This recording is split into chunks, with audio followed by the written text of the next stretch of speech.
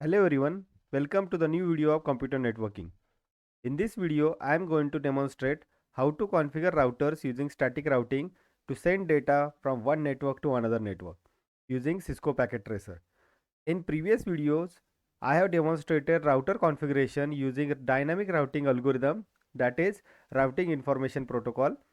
If you have not watched that video, do watch it from the playlist, or you can find the link in the I button. Also, if you like my videos, then do subscribe to my channel for getting updates about new videos that I am going to post in near future. Also like my videos and comment to the videos. So let's start this video where we will be configuring routers using static routing. So let's start. So I have opened Cisco Packet Tracer. Let's build two networks with two routers, two switches and two PCs under each network. So I'm going to select two routers, router 1, router 2, then two switches, switch 1 and switch 2, and total 4 PCs, 2 under each network, PC1, PC2 under network 1, PC3 and PC4 that will be under network 2. Now let's connect them.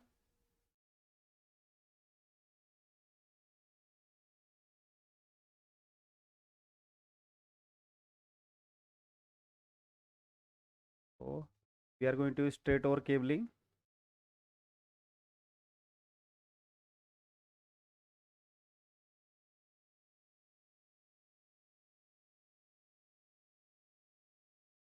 That's all. We have created two networks, network 1 and network 2. So let's name them. So there will be three networks, network 1, network 2 and third network connecting the routers. Okay, so let's connect routers as well. Yes, routers are of same type of devices, so crossover cable will be used. So let's assign IP address to the PCs under every network. So for PC1,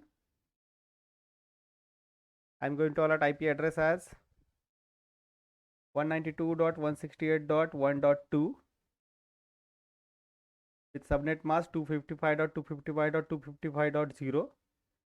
Then I'm going to mention default gateway, which I'm going to allot IP address to router as 192.168.1.1. This will be the router's IP address connecting this network. Then to the second PC, I'm going to allot IP address as 1.3 and default gateway as 1.1. Then similarly to the second network, as this is a different network, so I have to allot different network ID. So 2.2 will be the IP address allotted to second PC. Then default gateway will be 2.1, which will be the second router's IP address connecting this network.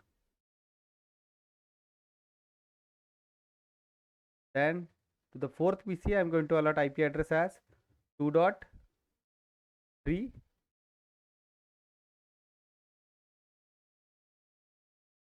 Two dot 1 will be the default gateway. Now let's assign IP address to routers. So just hover on the line connecting the router to the switch. So towards router it is showing gigabit Ethernet 0/0/0. So just go to the router gigabit Ethernet 0/0 connecting to the internal network, that is network 1. So I am turning it on and providing it IP address as 192.168.1.1, which is default gateway for the PCs connecting in this network.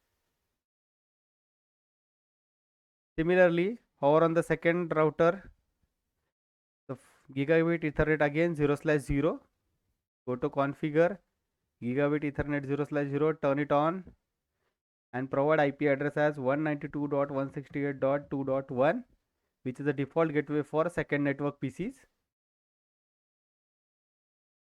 Now we have configured network 1 and network 2 with IP address provided to PCs and IP address provided to router interface connecting to that networks. Now the third network also we have to configure. So third network is a network connecting the two routers. So just hover on the line connecting the two routers. So gigabit Ethernet 0/0/1 is the interface connecting these two routers, and as it is a third network, we have to provide different network ID to this interface. So just go and click on the router, the gigabit Ethernet 0/0/1, turn it on, and suppose as this is the third network, I am going to use 192.168.3.1. Then go to second router, gigabit Ethernet 0/0/1, turn it on and provide the IP address 192.168.3.2.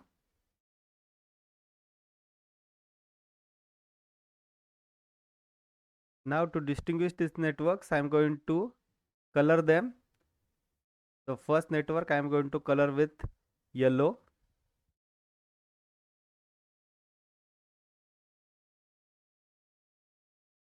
So this is network 1.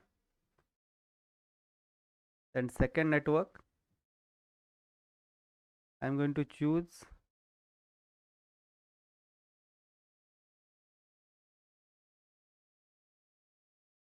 different color. This is my second network. And then third color,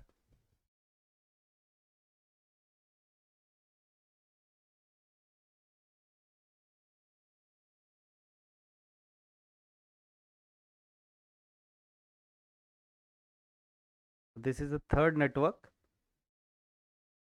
Okay, so this is how we have configured the routers, number of PCs, and router interface connecting the respective network 1 and network 2. Now we will try to send packets and we will check whether those packets will be delivered successfully or not. So for that I am selecting single PDU and suppose I want to send it from network 1 first PC to network 1 second PC. Now just check the communication is successful because this is local network and we have configured PCs correctly in a local network. Now try to send packet from PC number 0 of network 1 to local router, that is router 1. Now this communication is also successful because we have provided the default gateway correctly to the PCs and we have configured that router interface connecting to the network 1. Now similarly we will check in the second network. Suppose PC2 want to send data to PC3, it will be again successful. Now let's try sending packets from one PC from network 1 to the another PC of network 2. Now select simple PDU. I want to send packet from PC0 of network 1 to PC2 of network 2. Now it get failed. Now again try to send suppose packets from PC0 of network 1 to router 2. It also fails.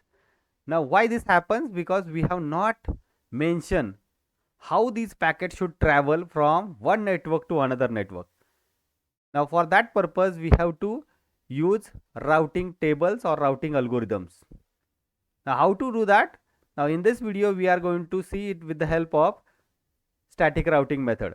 Now for that purpose we have to configure routers with a static routing method. So to configure a router, click on a router. You will see two options, static and RIP under config option for configuring the router. Regarding RIP, we have seen in the last video how to configure routers using RIP. Now in this video we are going to see how to configure router using static routing method. So for that, we have to click on our static option. So you will find three options under static routes: network, mask and next hop. So network means in which network we want to send the data. So that network ID we have to mention here, that is destination network. Then mask of that network. Then next hop means next nearest neighbor of the source router towards the destination. So that network's ID, or you can say that network's IP address, we have to mention in the next hop. So let's do it. So in this case, we want to send the data from network 1 to network 2. So in the network field, we have to mention IP address of the second network address. So for that, what we have to do, we have to mention network ID of second network, that is 192.168.3.2.0, and mask as 255.255.255.0. And next hop towards that network will be the network interface of third network, which is connecting to the second network. So that is 192.168.3.2. We have to mention 192.168.3.2, which is a IP address of the interface connecting to the second network. And then when we add it, it shows information as 192.168.2.0 network can be connected with the help of 192.168.3.2 interface. Okay, second router with the similar kind of setting. So let's do it. Click on second router, then click on static, then mention network ID of first network, that is 192.168.1.0, then mask for 255.255.255.0, and the next hop is nothing but third network connecting to the second network, that is interface. So 192.168.3.1 we have to mention, which is the next hop towards first network, 192.168.3.1. Then after adding, it shows information that 192.168.1.0 network can be reached through or via 192.168.3.1 network. Okay, so this is how we have configured static routing. Now this will take some time, as every router shares their routing table with their neighbors, so it will take certain time. Till that time, we will see what all information present in the routing tables of these two routers. So for that, we have to click on inspect tool, then click on router, and we will find different options. Under that, select first option, that is routing table. Now it shows information about routing table of router 1. So here L and S, these two types are of our interest. L, S and C. C means connected, L means local network, and S is nothing but a static. Okay, so C means connected, so now our network is connected, router is connected, and it is connected to local network with gigabit Ethernet 0/0/1 port, 192.168.1.0 with gigabit Ethernet port. Then static shows information as 192.168.2.0, that is next network, that is network 2.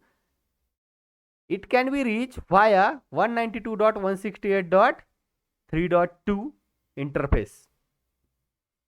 Means this is how it is showing the information about how to reach particular network from this router. The similar kind of routing table we can observe for the second router. Here the local network it is showing, as well as the static shows how to reach 192.168.1.0 network. It can be reached via 192.168.3.1 interface. So this is how we can read the routing tables of respective routers. What are all information present inside that routing table? The routing table carries information about how to reach particular network through which next hop. Now we will try to send packets from one network to another. It is still shows failed, so we will wait for some time again. Now we will try to send PDU again. For that I am going to start the simulation window because I want to see the simulations. Now I select simple PDU.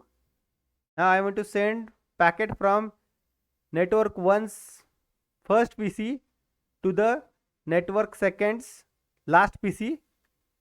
So just check ICMP protocol is initiated. So now we will forward these packets inside a network. So we will start forwarding the packets. So packet from first PC reach to the local router of network 1. Then through third network it reach to the second router of second network.